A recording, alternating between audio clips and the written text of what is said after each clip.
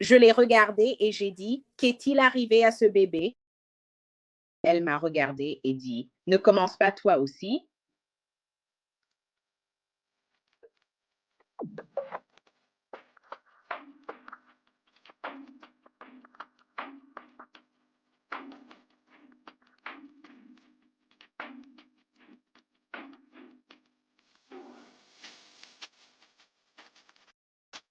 Bienvenue ou bon retour. Je suis Cassie, voici Un monde maléfique.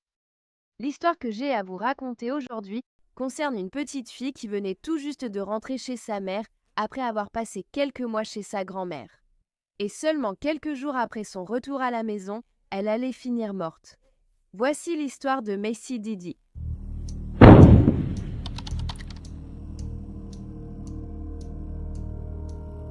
Macy Grace Didi est née en Caroline du Nord le 14 décembre 2012 de son père, Kevin Didi, et de sa mère, Ginny Didi.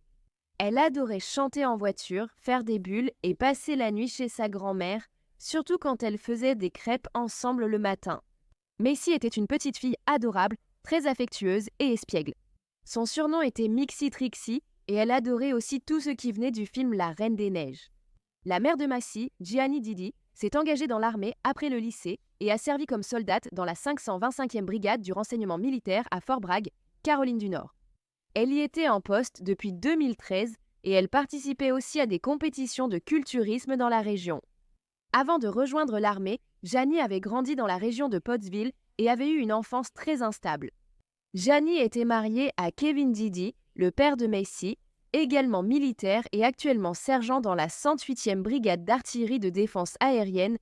La famille vivait aux appartements Stone Ridge à Spring Lake, Caroline du Nord. En janvier 2015, le père de Macy, Kevin, a été déployé aux Émirats arabes unis pour la deuxième fois. Et juste avant son départ, lui et Janie avaient décidé qu'ils allaient mettre fin à leur mariage. Donc, même si le couple avait décidé de se séparer, Kevin aimait toujours beaucoup sa femme et bien sûr, sa fille Macy. Il restait donc toujours en contact avec elle via Skype pendant qu'il était à l'étranger. Ce n'était pas très longtemps après la séparation de Jenny et Kevin qu'elle a commencé à fréquenter un nouvel homme. Ce petit ami à elle était aussi dans l'armée et il s'appelait Zachary Earl Kiefer. Zachary a servi 12 ans dans l'armée comme ambulancier. Il possédait Extreme Fitness Incorporated où il coachait et préparait des participants à des compétitions de bikini et de culturisme. Dans l'après-midi du 2 décembre 2015, Ginny a appelé son petit ami Zachary et lui a demandé de venir chez elle.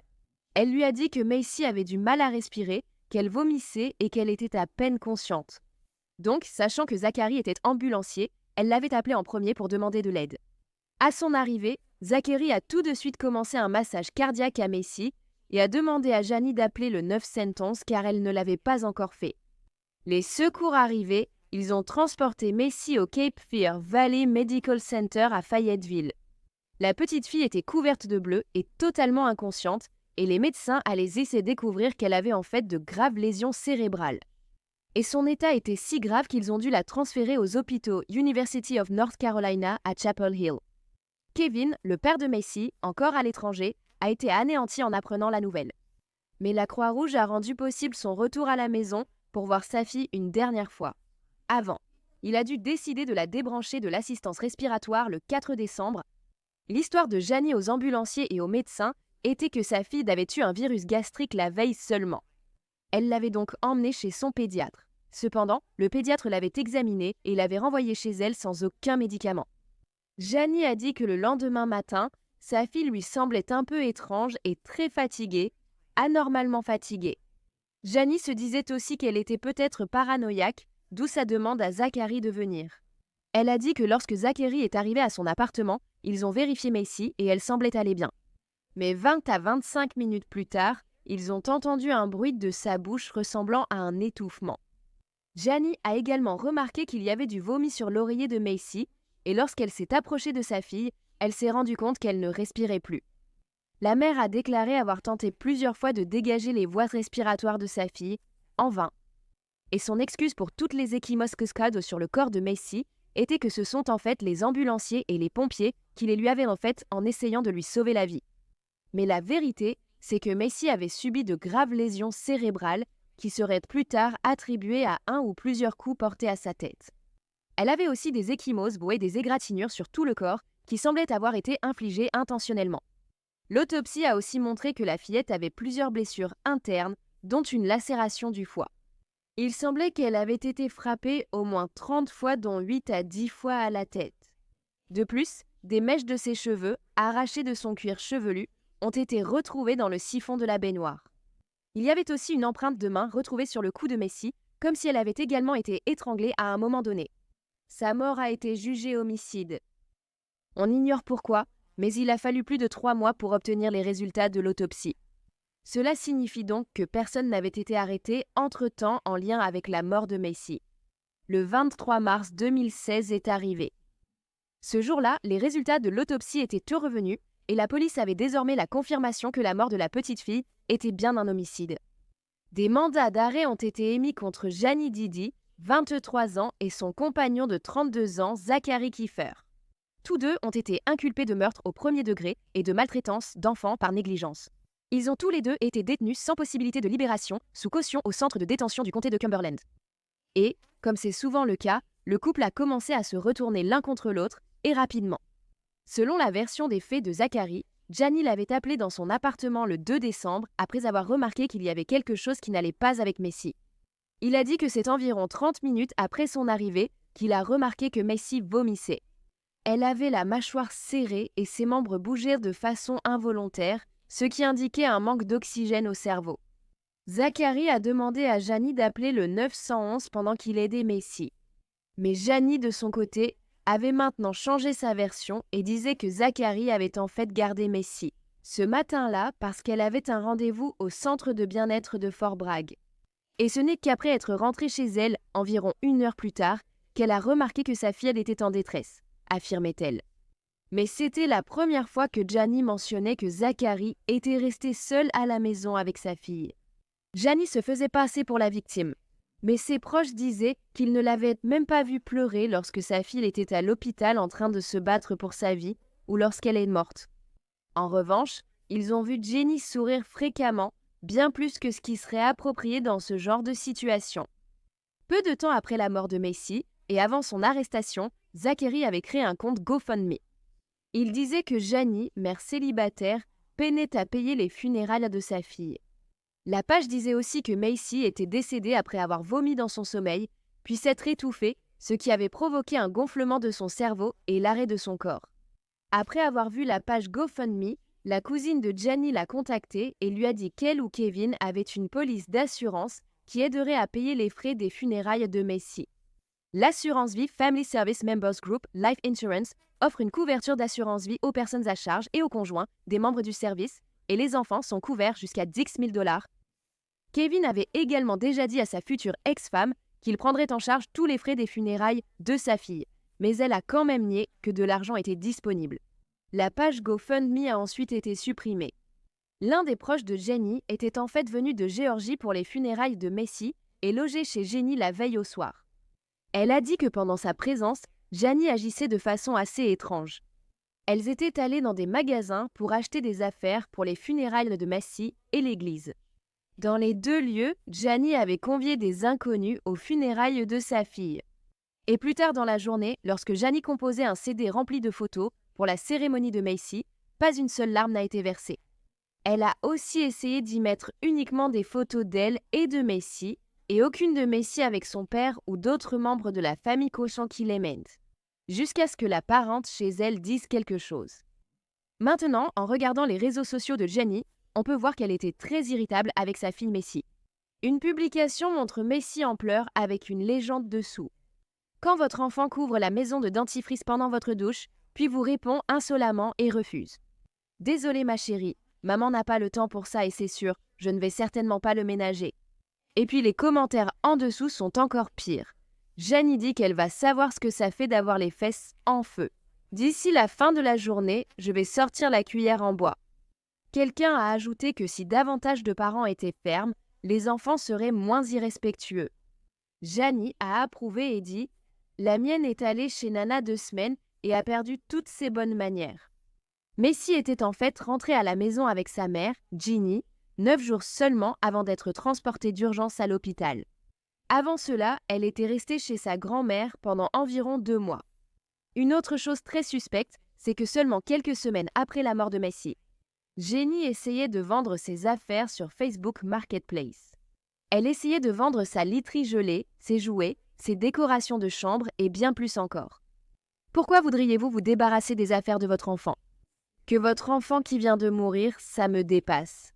À moins que ce soit vous qui l'ayez tué et que vous n'ayez aucun remords. Donc, même si Jenny avait fait toutes ces choses qui la rendaient plutôt suspecte, elle a aussi essayé de faire quelque chose qui la ferait paraître moins coupable.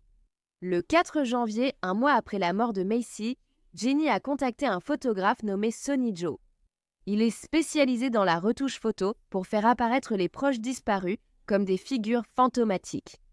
Après avoir entendu ce qui était arrivé à Macy, ou plutôt la version de Jenny sur ce qui était arrivé à Macy, Joe a offert à la mère en deuil son forfait une fois de plus gratuitement.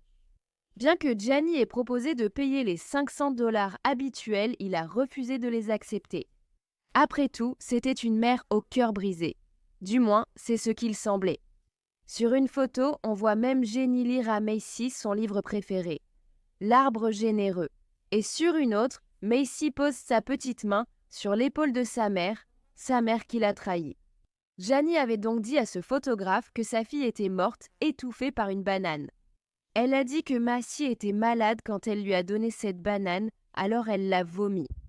Elle a dit que Macy avait étouffé, manqué d'oxygène au cerveau et qu'ils avaient dû la mettre sous assistance respiratoire. Plus tard, quand Joe a appris les accusations contre Jenny, il a été dégoûté d'y avoir participé. Et il a été harcelé pendant des mois sur les réseaux sociaux. Puis, en novembre 2019, soudainement, toutes les charges contre le petit ami de Jenny, Zachary Kiefer, ont été abandonnées. Cela s'expliquait car des preuves médicales montraient qu'en tant que les blessures mortelles de Macy datèrent de 12 heures avant son transport à l'hôpital. Et cela aurait été des heures avant que les preuves n'indiquent que son petit ami, Zachary, se trouvait dans l'appartement. Cependant, moins de 72 heures après avoir donné cet avis, le radiologue qui avait tiré cette conclusion est revenu sur son opinion. Après avoir parlé avec plusieurs autres médecins, le radiologue pensait désormais que son avis était une erreur. Mais cela n'est arrivé qu'après que Zachary ait déjà été acquitté de toutes ces accusations. Ce sont toutes les accusations concernant Macy. Zachary en avait d'autres en cours. Zachary avait des accusations en cours dans le comté de Harnett, accusé d'avoir agressé sa future ex-femme peu après la mort de Macy. Il a cependant nié l'avoir jamais frappée. Début 2020, Jenny devait être jugée. La version des faits présentée par l'accusation était que, le matin du 2 décembre, Jenny avait mortellement frappé sa fille Macy. Il pensait que cela était arrivé avant que Jenny aille au centre de bien-être ce jour-là. Et il pense qu'elle a soit laissé sa fille seule à la maison, soit qu'elle l'a emmenée avec elle et l'a simplement laissée dans la voiture pendant qu'elle assistait à son rendez-vous. Après le retour de la mère et de sa fille à l'appartement, il pense que Zachary est arrivé et que le 911 a été appelé peu après. On pensait que Jenny s'était mise en colère contre sa fille, qui avait presque 3 ans, parce qu'elle avait encore souvent des couches sales. D'autant plus que Macy avait récemment été malade à cause d'un genre de virus gastrique. Il est probable que Jenny frappait sa fille depuis plusieurs jours avant sa mort. N'oubliez pas que Macy venait seulement de rentrer de chez sa grand-mère. 9 jours avant que le 911 ne soit appelé. 9 jours, c'est tout. Sur cette photo prise par Jenny peu avant la mort de sa fille, on voit déjà des ecchymoses sur le corps de Macy. L'avocat de Jenny tentait de persuader le jury de son innocence et d'accuser Zachary du meurtre de sa fille. Ils ont cité le fait que les blessures Claverford que la femme de Zachary avait subies lorsqu'il l'avait attaquée après la mort de Macy étaient en été similaires à celles retrouvées sur Macy. La défense a aussi affirmé que les relevés téléphoniques indiquaient l'emplacement approximatif des téléphones de Jenny et Zachary. Et cela indiquait que Zachary s'était rendu dans le quartier de l'appartement de Jenny le matin avant que l'appel au 911 ne soit passé. Les relevés indiquaient aussi que Jenny avait quitté son appartement le 2 décembre pour aller au centre de bien-être de Fort Bragg. Elle est rentrée chez elle environ 1 heure plus tard. Les membres de la famille de Macy et Jenny, cependant, pensait que Gianni était coupable et était furieux que des preuves soient quand même présentées contre Zachary. Des preuves contre Gianni ont aussi été présentées. Ces preuves incluaient des messages textes trouvés sur le téléphone de Ginny et envoyés à Zachary. Dans des messages envoyés le 30 novembre, Gianni se plaint que sa fille Macy est malade depuis quelques jours et elle parle aussi d'avoir frappé sa petite fille. Dans d'autres messages, Gianni se plaint des couches sales de sa fille et explique qu'elle lui donne la nausée et des maux de tête. Le monstre s'est ensuite vanté du fait que la petite Macy se cachait dans le placard par peur d'elle. Elle a également dit à Zachary dans ses messages qu'elle avait attrapé Macy par les cheveux et l'avait jetée dans une baignoire froide. Les messages ont également révélé que Ginny avait admis avoir drogué Macy avec de la mélatonine. Et le 1er décembre, elle parle de la façon dont elle a fait rester sa petite fille debout dans un coin si longtemps qu'elle s'est effondrée d'épuisement. Gianni l'a ensuite déplacée du sol, là où elle était tombée, jusqu'au canapé. Mais Macy ne s'est pas réveillée après cela. Le tribunal a également entendu comment, la veille de l'hospitalisation de Macy, le 1er décembre, Gianni l'avait emmenée chez son pédiatre. Ce médecin a déclaré au procès de Gianni n'avoir vu aucune blessure visible sur Macy. Il a déclaré qu'à part ses problèmes gastro-intestinaux, elle semblait aller bien. Elle était bavarde et avait beaucoup d'énergie, a-t-il témoigné.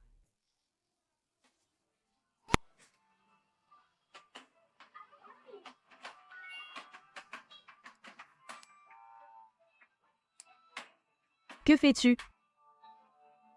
Que fais-tu?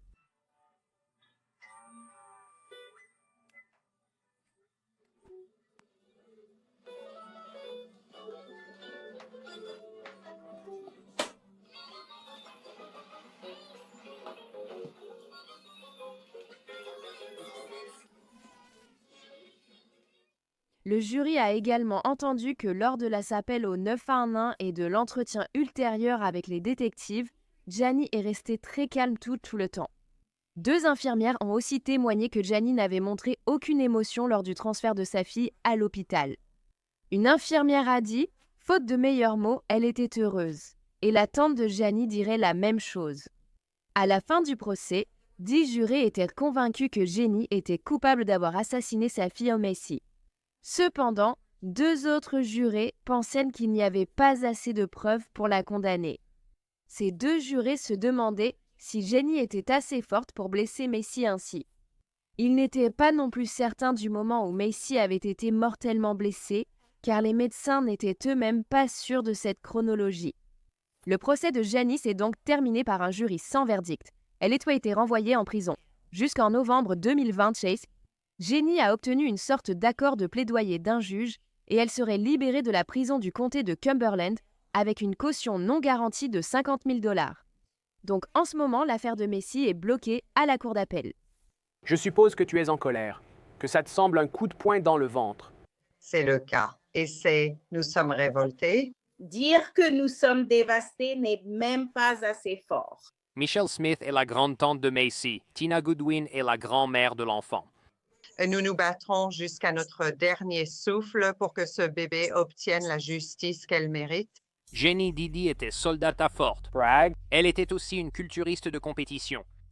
Quand elle a amené sa fille à l'hôpital, elle a affirmé que la petite fille s'était étouffée avec une banane. Mais des soupçons ont immédiatement été soulevés parce que la fillette était couverte de bleu. Je l'ai regardée et j'ai dit, qu'est-il arrivé à ce bébé? Elle m'a dit, ne commence pas toi aussi avec moi? Regarde cette vidéo, Didi l'a mise sur Facebook. Que fais-tu sur ma table de nuit, Macy Grace? Tu veux être punie, j'imagine. Merci. Après 2 jours à l'hôpital, Macy a été débranchée de l'assistance respiratoire. 1 mois plus tard, Ginny a engagé le photographe Sonny Joe pour ses photos troublantes. Elle a utilisé mon travail pour faire croire aux gens qu'elle est innocente. Elle pensait que ça la faisait passer pour une mère en deuil, que c'était une bonne mère, que Macy était toute sa vie. Pendant que Gianni était en liberté sous caution, elle a eu un autre enfant, une fille. Et même si les services de protection de l'enfance étaient impliqués au début, ils ont soit clôturé l'affaire depuis, soit pris beaucoup de recul. La famille indique que les funérailles de Macy ont eu lieu le 19 décembre 2015 à la chapelle John Fitzgerald Kennedy de Fort Bragg. Elsa a été inhumée quelques jours après au cimetière des anciens combattants de Sand Hills, à Fort Bragg. La famille de Macy attend toujours justice. Et ils sont convaincus que Janie maltraitait sa petite fille et que c'est elle qui au final l'a tuée. Merci d'avoir écouté l'histoire de Macy aujourd'hui. Pour moi, il semble qu'il pourrait y avoir des preuves impliquant à la fois Jenny et Zachary dans le meurtre de Macy.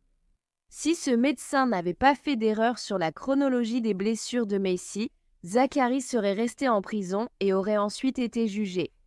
À ce jour, personne n'a été puni et Janie semble profiter de la vie dehors. Malheureusement, j'espère que cela changera très bientôt et que l'autre famille de Macy obtiendra enfin la justice qu'elle mérite. Donc si tu aimes les histoires criminelles et que tu veux les entendre racontées par moi, n'oublie pas d'appuyer sur le bouton s'abonner ci-dessous et d'activer les notifications aussi. Ainsi tu seras informé de mes nouvelles vidéos, publiées 2 fois par semaine. Merci d'avoir regardé Un Monde Maléfique. À bientôt.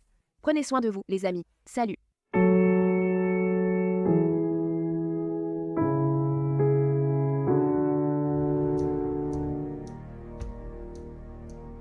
Merci à tous les mécènes d'Un Monde Maléfique.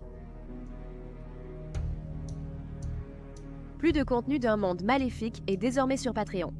Rendez-vous sur patreon.com/unmondeMaléfique ou via l'application Patreon. Vous aurez accès à des vidéos exclusives chaque mois et bien plus encore. Tout soutien aide vraiment à s'assurer que les victimes ne soient jamais oubliées et à mettre en lumière les failles de la société liées à chaque affaire. Avez-vous une suggestion d'affaires que vous aimeriez que je traite? Si c'est le cas, envoyez-moi un email à awickedworldtruecrime@gmail.com.